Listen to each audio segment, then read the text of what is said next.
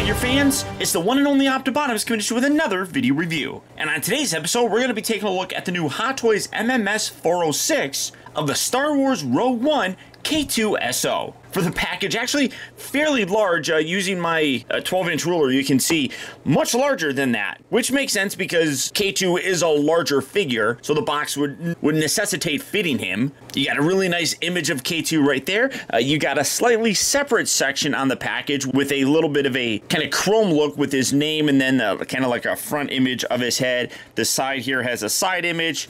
That side has a side image. You come to the back of the package and you have various warnings and contact information for Hot Toys. And then it is a bit of a shoebox style package that allows you to just do a little plop just like so. And then the inside of the package has a really nice insert with an image of the figure that you can remove just like that, revealing the clamshell that fully showcases the figure as well as his accessories. But for the packaging on this guy, that's about it. So without further ado, let's get him out here and see how cool he actually is. Alright guys, so here we have K-2SO opened up and out of its packaging. And right up front, I'm going to spoil the rest of this review by just simply telling you that this figure is stunning to me. I am absolutely blown away by it. As soon as I got him out of the package, I was just... my mouth dropped. Hot Toys has done an amazing job with this in a lot of different respects. Now, in terms of his accessories, he doesn't really come with a lot, but really, what would he come with? He does have a light up feature, which I'll show you. You do get the batteries for that. You also do get his blaster, which is hilarious because, you know, him and blasters are fun to kind of go back and forth with.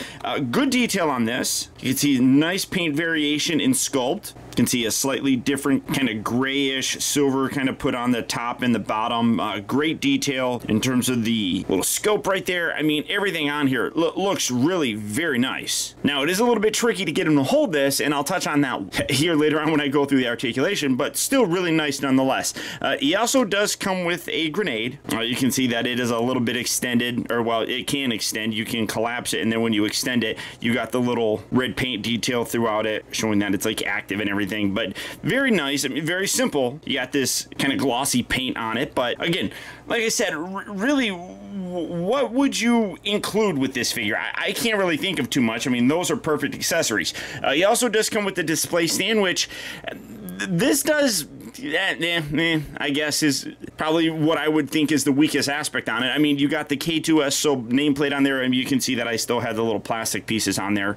It has this adjustable cradle, which I'll touch on here, but the actual little card here is separate. You can remove it. I don't know why they do that here. I mean, you can kind of see, I'm going to just slide it up a little bit so you can kind of see what's going on. You just got a blank kind of base underneath there.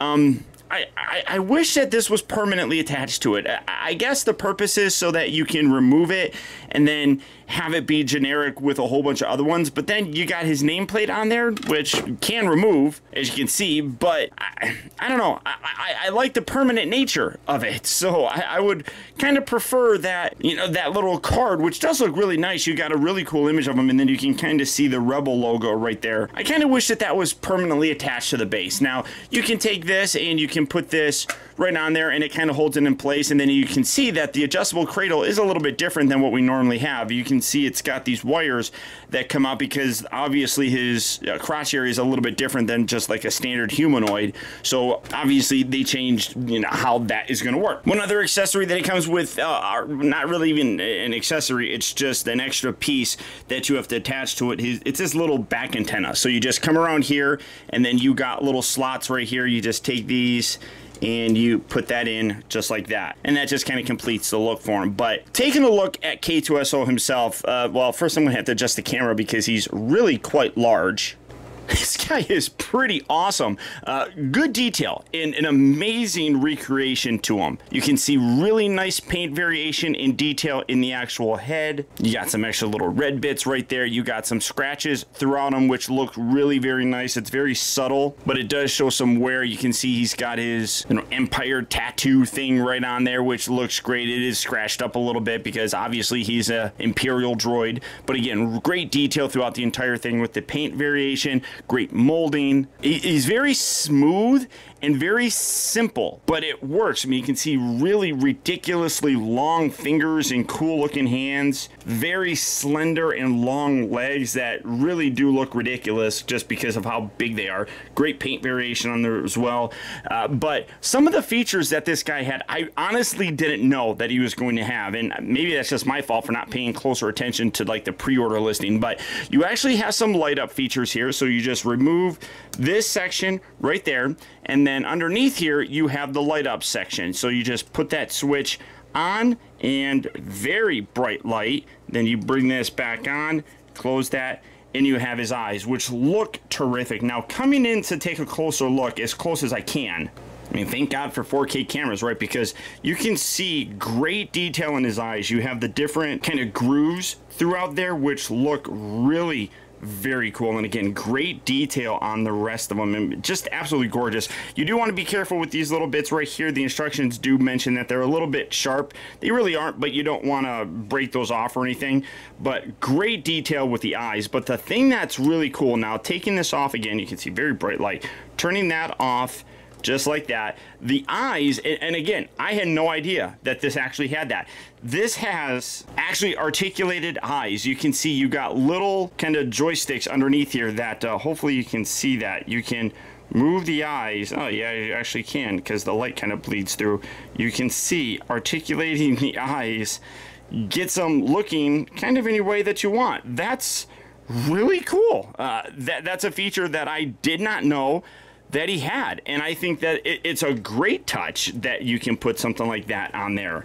I mean, that's just a very subtle thing that's added onto it that I think really does enhance the overall presence of this figure. The other thing is this is really very heavy. Some of the pieces actually are die cast. Now I'm trying to feel where things are cool. I want to say this elbow section here is die cast. The actual wrist isn't. He does have plastic throughout him, so plastic, die cast there. You come down to the legs, and the top section here is plastic, but the knee, and you can feel it, is made out of metal, and then the lower section of the leg is also made out of metal. I mean, that's, you can hear metal, which is great. I don't think the ankles are, no, those aren't, and then the feet don't have anything. I'm just going around kind of feeling the cool spots, and you can instantly feel that when you're going around with it. I mean, that blew me away. I did not expect this to have any die cast in it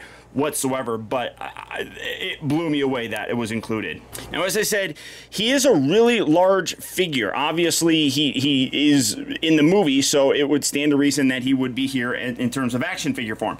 So coming down a little bit, now I have my ruler. It's a 12-inch ruler, or 35 millimeters, standing it right there. You can see that he's actually a little bit over 12, kind of, I'd say about 14 inches or so. And just a very imposing presence. I mean, in the movie, he was instantly a fan favorite. A lot of the different things that he said instantly got laughs from people. So it's really cool that the figure has recreated that same kind of presence. And a lot of it has to do with the fact that he's just kind of this towering, lumbering goof that has a lot of personality, and I think they captured it. Now, in terms of his articulation, again, there's something that really is quite impressive. The head here is on a ball joint, so you can get that rotating kind of however you want. The lower neck section is also on a ball joint, so you can hinge that up and down. It can also kind of pivot side to side and kind of rotate all the way around and get a lot of range of motion with it. Obviously, you don't want to go too extreme because it can rotate it and kind of create a weird look. But again, great paint detail on there. You got nice silver actually painted on his neck area as well. Very, very cool. The shoulders here will rotate 360 degrees. They are on a bit of a ball joint at the base, so you can kind of pivot that and kind of get a little rotation going. This section here can hinge out, so you can see that. And then it also does have another section that does hinge out. Now, one thing I will say is that it does have because of the weight on it, it does have, at least on this arm, you can see it does droop a little. This one is pretty good. but this one does kind of flop down. But a lot of that, again, I think has to do with the weight of having die cast there in his arm. So you can move that around. This section, as you can see, can actually hinge so that you can rotate that out and get a good range of motion with the arm. He does rotate at the upper section of, I guess, the bicep, so you can rotate that around. He bends here at about 90 degrees, well, exactly 90 degrees at the elbow. He rotates at the wrists. It does hinge forward and back, very stiff joints. He doesn't come with any, swappable hands or anything, but the hands are all individually articulated. So you got a ball joint here at the base section of the thumb, and then you got 2 joints at the actual remainder of it. So you got like all the articulation points in a regular thumb. The regular fingers just hinge forward and back, but they also do bend, so you got that full range of motion, although it doesn't have like a ball joint. So it is stuck in this just open position. You can't really spray the fingers out too much, but that's where I was talking about, that it does get a little bit tricky when you want them to hold the gun, because much like that RoboCop figure, if you remember, you don't get articulate, or you don't get hands that are sculpted in that. You kind of have to be creative and get him holding the gun itself. It does get a little bit tricky to do, but as you can see, you can do it. Obviously I'm doing it quickly, so it's not as clean as it would probably look if you were going to display it. But that's one aspect that I wish it did come with, like actual, sculpted hands that would allow you to hold the gun. It's not bad or anything. That's something that I would have liked to see added on there. He has a very massive ball joint here at the waist, so you can get some dance poses if you want. The hips here move, again, very heavy, so you can see as you bring it out, it does want to kind of droop back down, which is a little unfortunate. This one's a little bit better, so it's just like the left side. You can see it hinges a little bit at the hip area, but then the leg also hinges a little bit, so you get a pretty decent range of motion. Then you can also kind of ball joint it around a little bit to kind of position that. He does rotate here at the upper part of the knee, so you can rotate that around. Heavy duty ratchet joints here at the knee itself give you a slightly more than 90-degree bend. You got a big giant hole right through there. So, he's a droid. What are you gonna do? And then you come down to the ankle. That flexes forward and back very nicely. You got a little toe section, and then you can also pivot it inward. So just go like that. It goes on 2 different joints, so you can hear 1, 2. It doesn't go out or anything, but you can spread that, and then, and it's kind of weird because you do that and you can't really spread his legs out to really utilize that. So it's kind of weird that you have that, but as I said, you also do have the little toe, so you can pivot that around. So lots of articulation in it.